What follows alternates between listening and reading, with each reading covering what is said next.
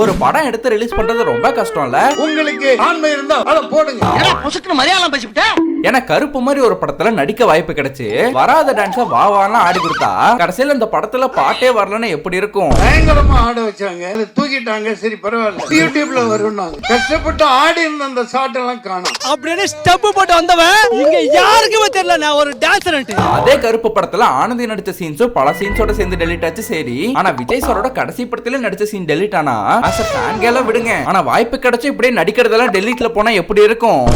நான் வந்து நிறைய படங்கள் நடிக்கிறேன், ஆனா நிறைய எடிட்ல போயிடுது. பட் ஜனநாயகன்ல நான் நடிச்ச சீன் எடிட் ஆனது ரொம்ப வருத்தமா இருக்கு. இரண்டாவதுக்கு பிழிஞ்சி வெறுந்துள்ள விளக்கனை ஊத்தி திரி வச்சு நான் பொருத்தி வைப்பேன். இவனுக்கு நோகாம கொண்டு தண்ணியில விடுவாங்க. அந்த படமே லீக் ஆச்சு, அது ஒரு கொடுமை. ஆனா அது லீக் ஆகுற வரைக்கும் சென்சார் தராம இருந்த அந்த சென்சார் போர்டு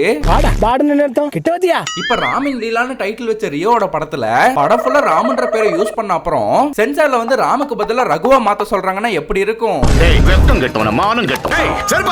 அங்க வர இங்க வருங்கால முதல்வர் ஓமனு படம் எடுத்துட்டு இருக்காரு. நேஷனல் அவார்டு வின்னர் அவரை எங்க விட்டுற போறீங்க? எப்படி கோர்த்து விடுது பாரு.